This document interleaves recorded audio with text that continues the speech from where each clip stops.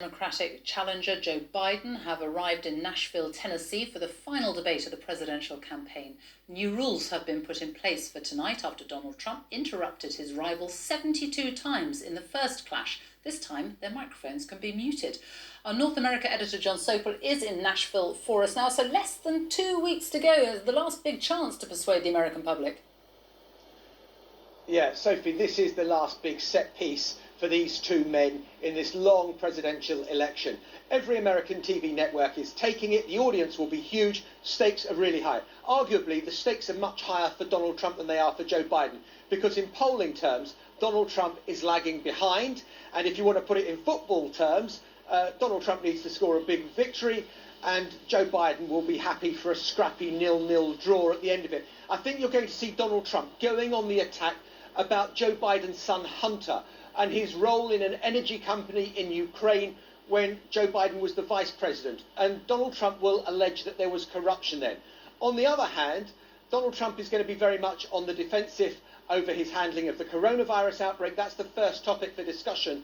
And Donald Trump is going to have to answer about the 220,000 deaths and the fact that cases are surging.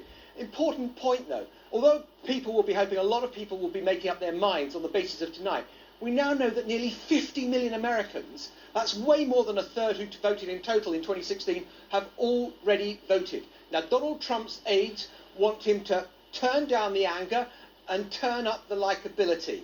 We shall see. It may be a very different debate. I remain unconvinced. John Sopel, thank you. A Conservative MP has quit her government job after voting for a Labour motion to offer free school meals in England during holidays until Easter. Caroline Ansell was a parliamentary private secretary at the Department for Environment, Food and Rural Affairs. She said the government should be doing all it can to help lower-income families in what she called these unprecedented times.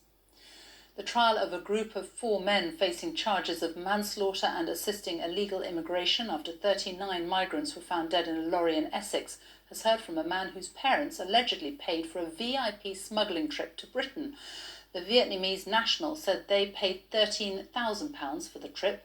Prosecutors alleged the successful cross-channel run was organised by the group 12 days before the 39 migrants died in the shipping container last year. The 4 men accused deny all the charges.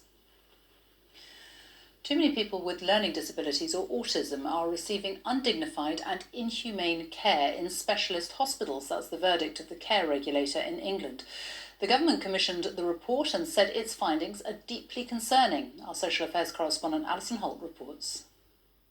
Through a hatch in the door of a bare seclusion room,